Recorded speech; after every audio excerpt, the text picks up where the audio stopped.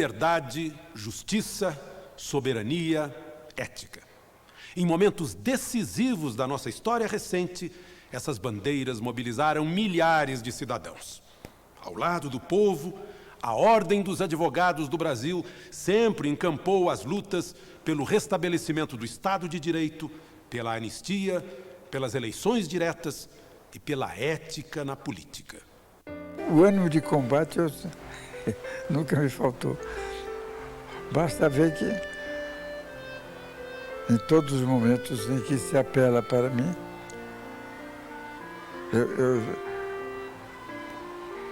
eu sempre digo presente.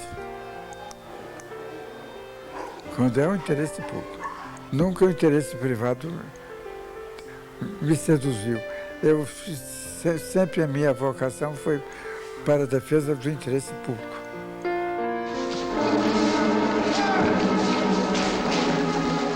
A história da OAB se confunde com a própria história das lutas sociais no país.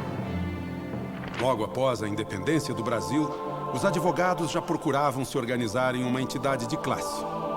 Em 1843, seria instalado o Instituto dos Advogados Brasileiros. E a OAB foi instituída em 18 de novembro de 1930. Desde que foi criada, a ordem manteve sua independência dos detentores do poder para se colocar ao lado da justiça. Nossa herança de leis e normas é fruto dos avanços e conquistas dos paladinos de ideais humanistas.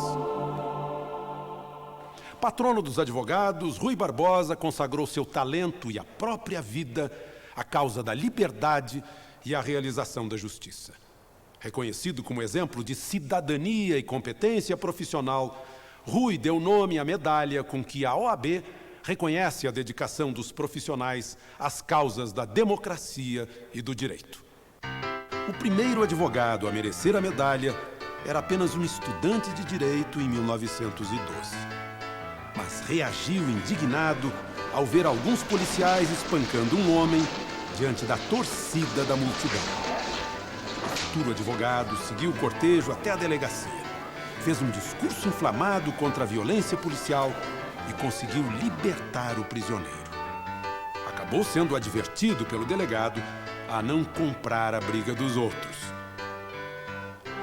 Mestre em comprar as brigas alheias, o advogado Heráclito Sobral Pinto se tornaria um símbolo de ética profissional. Um dia o Sobral se tornou um homem universal, porque ele requereu ao juiz,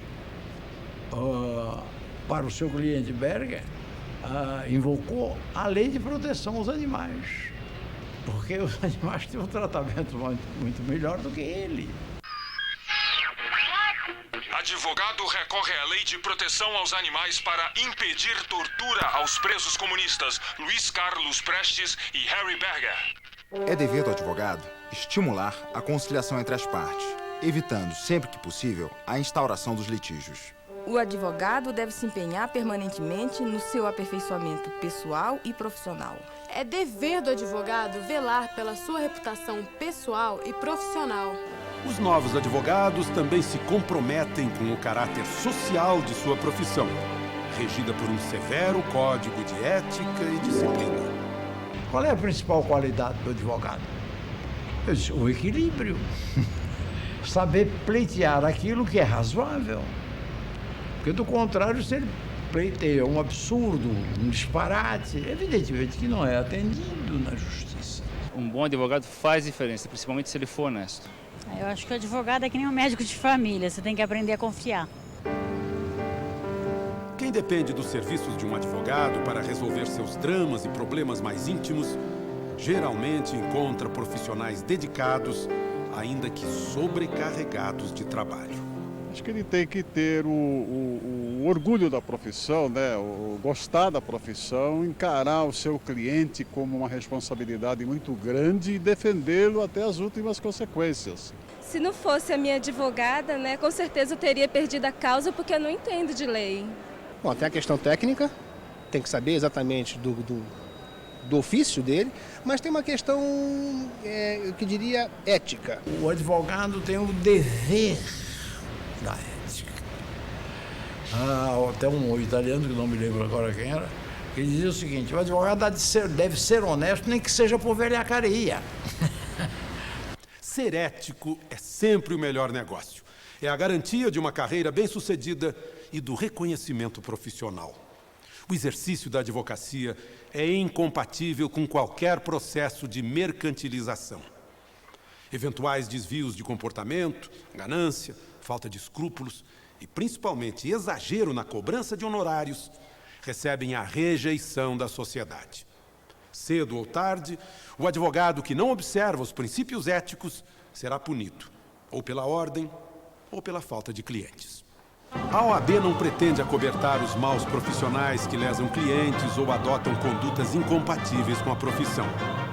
Há urgência em apurar as queixas sobre violação do Código de Ética para orientar, disciplinar ou mesmo punir, se for o caso. A sociedade que nos torna indispensáveis à administração da justiça exige-nos hoje o fiel cumprimento dos deveres éticos, fundamentos essenciais de nossa independência e autoridade. Com essas preocupações, promovemos o histórico encontro de tribunais de ética, realizado em novembro de 98, cujo resultado é o Manual de Procedimentos do Processo Ético Disciplinar, a ser usado por todos os laboriosos e dedicados colegas advogados que cuidam da instrução de tal processo. Este instrumento teve a preocupação de que o julgamento, respeitado os princípios do devido processo legal, do contraditório, da ampla defesa, não ultrapasse os 75 dias. Porém, nossa preocupação maior não é punir o advogado, mas sim evitar que o mesmo venha a praticar infrações disciplinares. Para tanto, estamos dando uma maior divulgação no nosso tão festejado Código de Ética, porém tão pouco lido e algumas vezes não aplicado. O mesmo nos orienta, através de regras deontológicas, como nós devemos proceder no nosso exercício profissional. Se você ainda não leu, não perca a oportunidade de fazê-lo. Tenho certeza de que você, o seu cliente, a sociedade, a democracia brasileira, muito lhe agradecerão. É difícil julgar comportamentos. Por isso, o Manual de Procedimentos do Processo Ético Disciplinar propõe passo a passo todas as etapas que clientes, advogados e tribunais devem percorrer. É um instrumento para acelerar o andamento dos processos ético-disciplinares. As 3 fases, instrução, julgamento e recurso ao Conselho Federal, devem durar cerca de 75 dias, quando será decidida a absolvição ou a punição do advogado. Além de rapidez, procurou-se garantir o amplo direito de defesa sem ceder a pressões corporativistas. As pessoas perderam a noção da grandeza da sua profissão, tá certo? Da maneira com que elas realmente teriam um grande prazer e uma grande emoção se tivesse a sua profissão dirigida para a sua função de trazer justiça à cidadania. Depois da decisão do Tribunal de Ética, o advogado tem direito de recorrer da sentença e, de acordo com o Estatuto da OAB, ainda cabe recurso ao Conselho Federal, que tem prazos definidos para julgar o caso.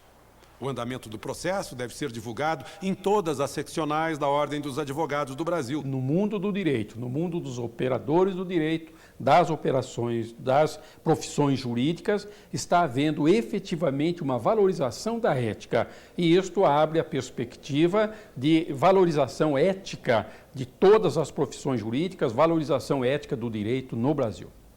Justiça lenta não é justiça. Lutar por mais agilidade nas decisões e aperfeiçoar o sistema processual é também um compromisso ético que passa pela reforma do judiciário. A confiança dos cidadãos na justiça exige que a OAB assuma novos desafios, como a luta permanente pelos direitos humanos, pela reforma política e pelo aperfeiçoamento dos cursos de direito. Ética não se aprende na escola.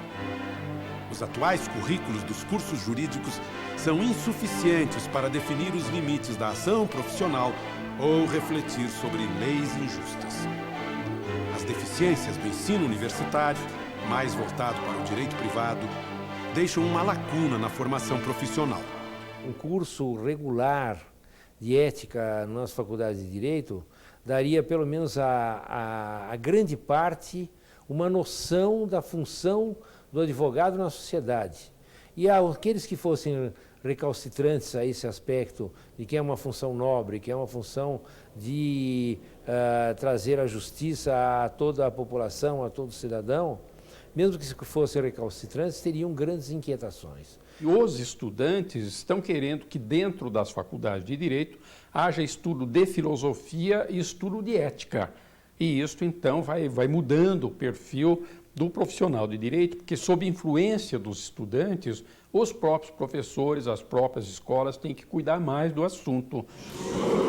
No exercício de minha profissão, utilizar-me os princípios éticos e morais e, acima de tudo, juro defender a liberdade, pois sem ela não há direito que sobreviva. Ética significa boa-fé, correção de conduta, compromisso intrínseco com a verdade, com o bem comum, não apenas com formalismo jurídico. A moral está expressa no direito positivo, mas sem o compromisso ético que brota na consciência de cada indivíduo, não atinge plenamente seus objetivos. Daí o sentido profundo e abrangente desta campanha, que, a rigor, deve ter caráter geral e permanente.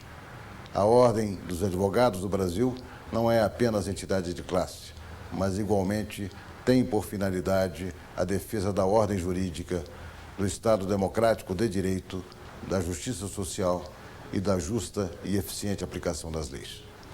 Esse compromisso com a coletividade em nosso estatuto precede o dever de representar os advogados. É o primeiro inciso do artigo que descreve nossa missão institucional.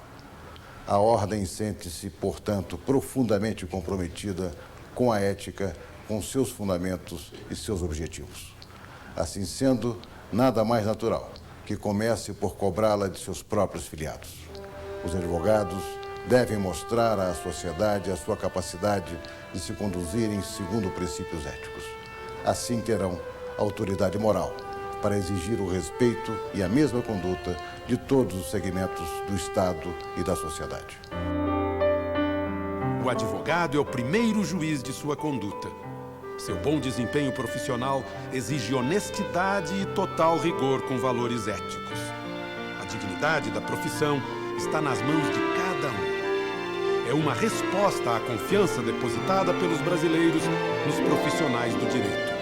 E na OAB, uma instituição que assume a ética como bandeira.